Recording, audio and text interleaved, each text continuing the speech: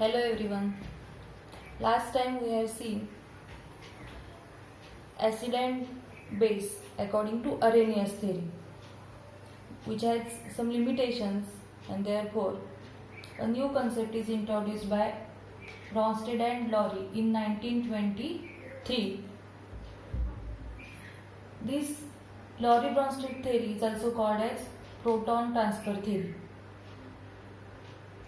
and proton is denoted by H plus. Proton is denoted by H plus. Why H plus is called proton? So hydrogen has atomic number 1 and mass number 1. Atomic number 1 means number of electron is 1, and electron is equal to 1, and therefore proton is also 1, कारण की जेवढे electron असतात तेवढेच proton असतात, and therefore proton is equal to electron is equal to 1. Hydrogen मध्ये एक proton असतो, and atomic number 1 आहे, मास नंबर 1 आहे म्हटल्यानंतर न्यूट्रॉनची संख्या किती झाली? 0 झाली, कारण की P plus N is equal to 1 आहे. P ची किंमत 1 आहे म्हटल्यावर N ची किंमत किती झाली? 0. म्हणजे हायड्रोजन मध्ये न्यूट्रॉन 0 आहे. आता या हायड्रोजननं जर का स्वतःचा एक इलेक्ट्रॉन दुसऱ्याला दिला, if hydrogen gives 1 electron to other species, hydrogen एक इलेक्ट्रॉन दुसऱ्याला दिला, so it return as H plus. एक इलेक्ट्रॉन दिल्यानंतर त्याच्याकडे शिल्लक काय राहणार? फक्त एक प्रोटॉन शिल्लक राहणार, कारण की न्यूट्रॉन 0 आहे, आणि म्हणून इथं H प्लस मध्ये एकच प्रोटॉन असतो, आणि म्हणून त्याला H प्लसला आपण काय म्हणतो? प्रोटॉन म्हणतो. Understand? H plus is called a proton. So Lowry and Bronsted explain acid and base in terms of proton. H plus is called proton. So the definition of acid is what?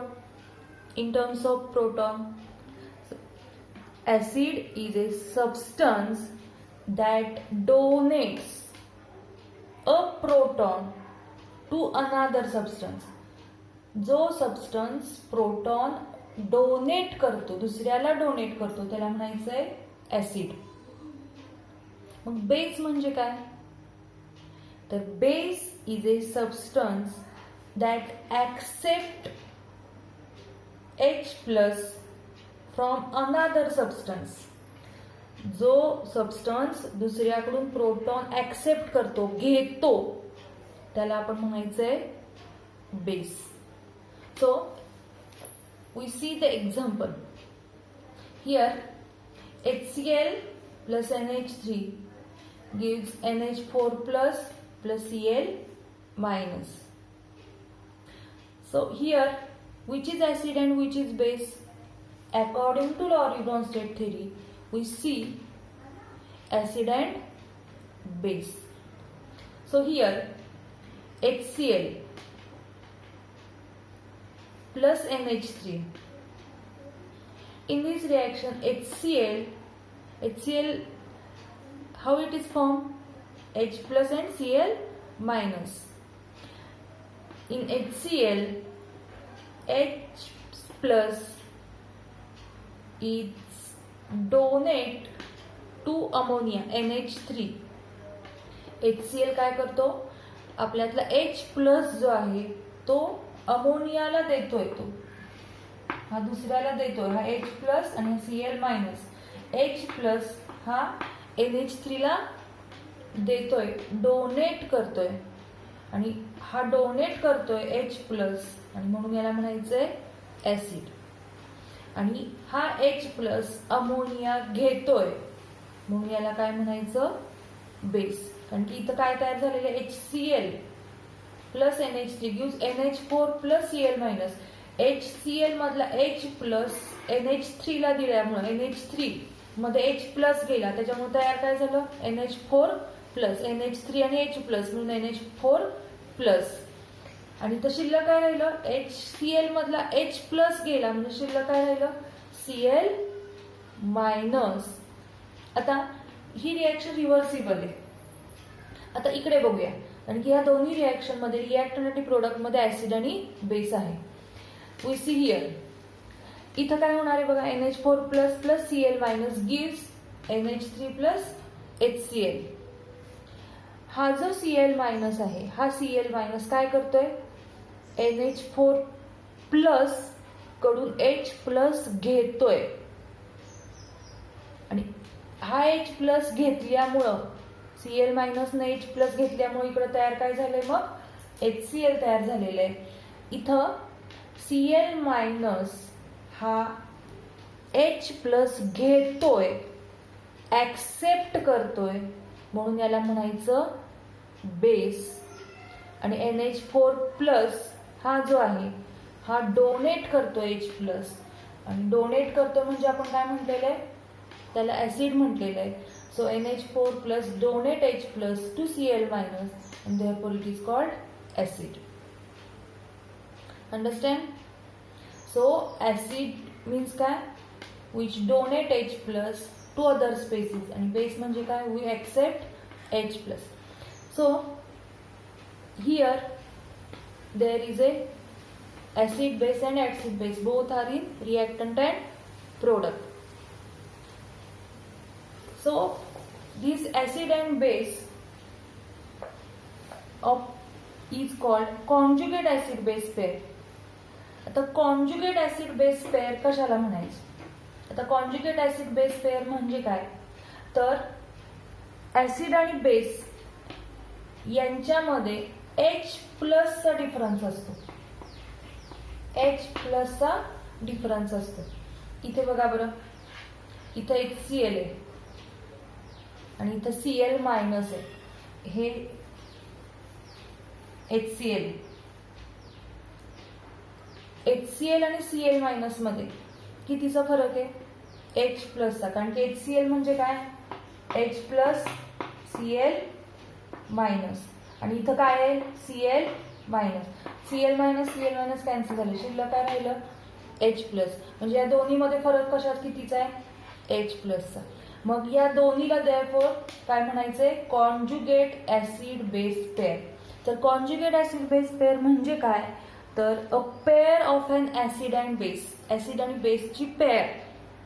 पण कशी ती, तर a pair of an acid and a base differing by a proton.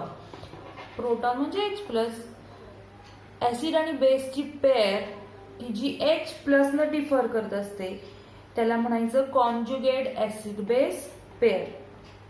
A pair of an acid and a base differing by a proton is said to be a conjugate acid base pair.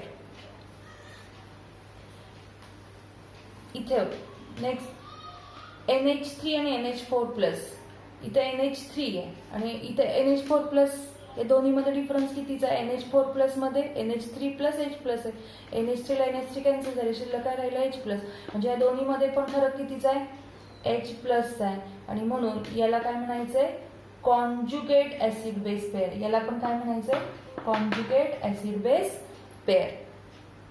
तर इथं आपण acid 1 लिहिलं, त्याची जी जोडी असणार आहे त्याला आपण बेस 1 म्हटलेलं आहे. तसंच इथं हा बेस आहे, याची जी जोडी आहे त्याला आपण ऍसिड 2 म्हटलेली, तर बेस 2 ऍसिड 2. लक्षात आलं. कॉन्जुगेट ऍसिड बेस पेअर याच्यामध्ये जो डिफरन्स H प्लसचा असतो त्याला म्हणायचं कॉन्जुगेट ऍसिड बेस पेअर. आता या ऍसिडचा जो कॉन्जुगेट बेस आहे तो कसा तयार झालेला आहे, तर आता इथं बघा हा बेस आहे, हा बेस म्हणजे कोण आहे, Cl मायनस आहे. हा कशामुळे तयार झालाय, तर अ base produced by donating the proton.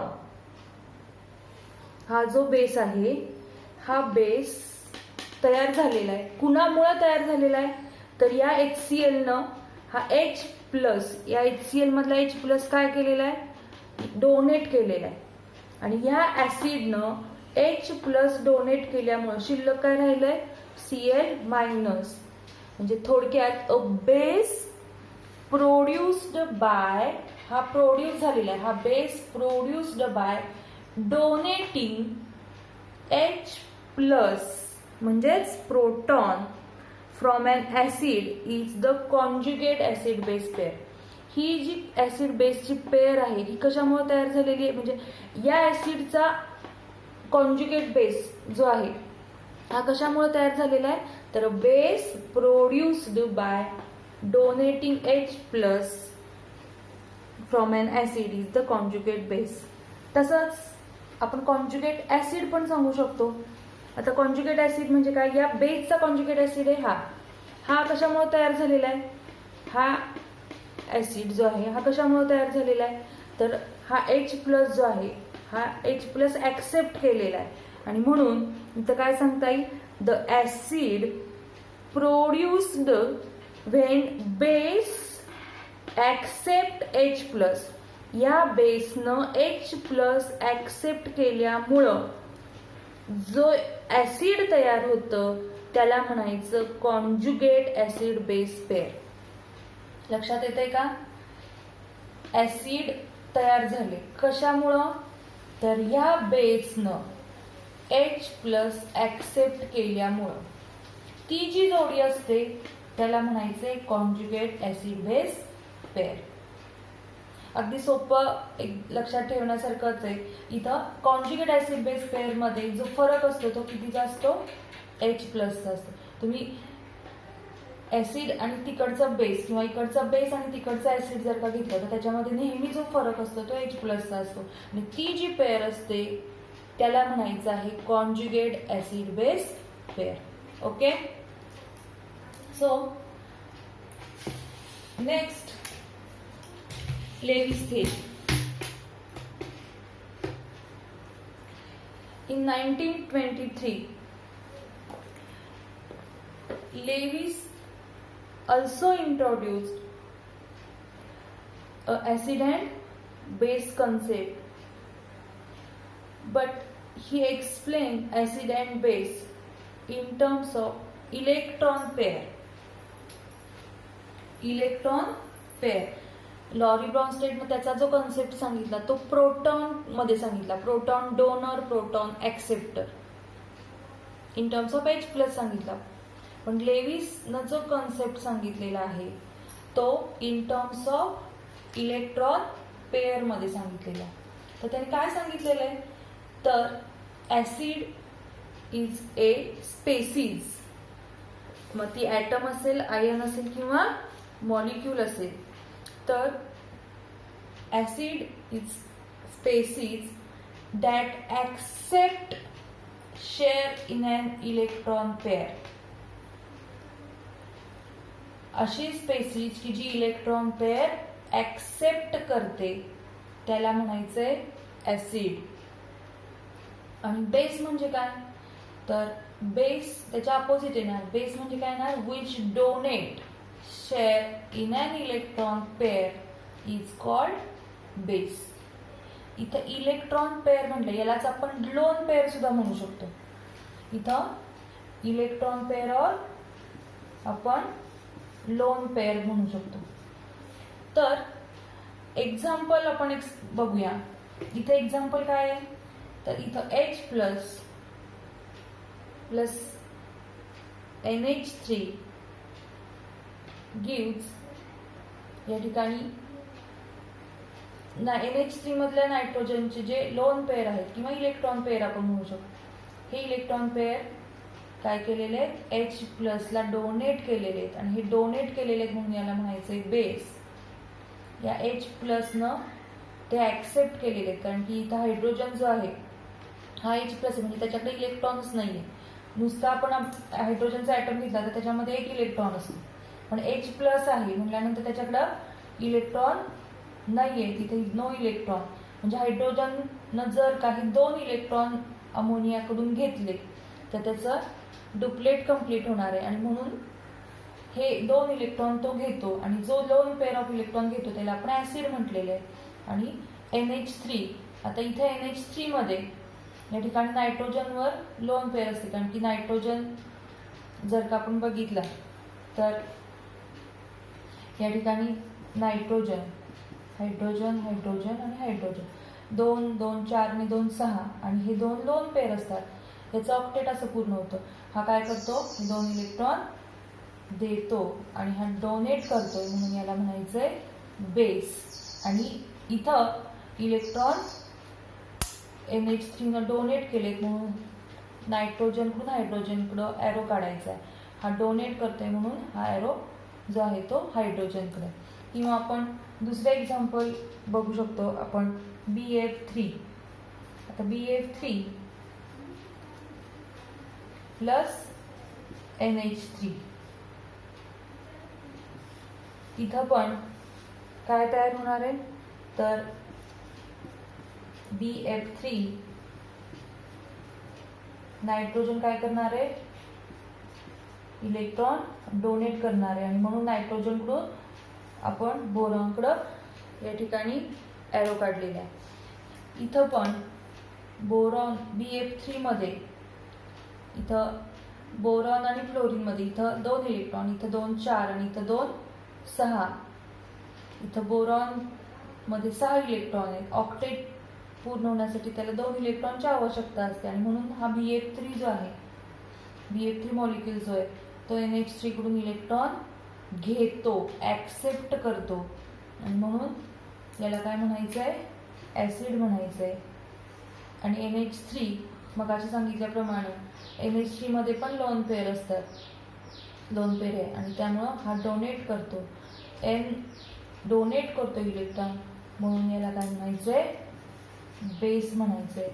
तर अकॉर्डिंग टू लेविस थिअरी या ठिकाणी species which accept share in an electron pair, या ठिकाणी इलेक्ट्रॉन पेअर जी आहे, इलेक्ट्रॉन पेअर म्हणजे किंवा आपण त्याला लोन पेअर म्हणतो, ती लोन पेअर जर का ऍक्सेप्ट केली, एकाच वेळेला नायट्रोजन जो आहे दोन्ही इलेक्ट्रॉन या ठिकाणी H+ ला देत असतो. ऑक्सिजनवरती 2 लोन पेअर आहेत, मग ऑक्सिजन पण इलेक्ट्रॉन देऊ शकतो. ज्याच्यावरती निगेटिव्ह चार्ज आहे किंवा लोन पेअर आहेत, अशी जी स्पेसिस आहे तीच काय करत असते, या ठिकाणी इलेक्ट्रॉन डोनेट करत असते आणि त्याच्यामुळं जे स्पेसिस इलेक्ट्रॉन डोनेट करतात त्याला आपण बेस म्हणायचंय. आणि जी स्पेसिस इलेक्ट्रॉन ऍक्सेप्ट करते, ज्याच्याकडे इलेक्ट्रॉनची कमतरता आहे या ठिकाणी, तोच काय करणार, इलेक्ट्रॉन घेणार आहे आणि त्याला आपण ऍसिड म्हणायचं. अंडरस्टँड? ओके.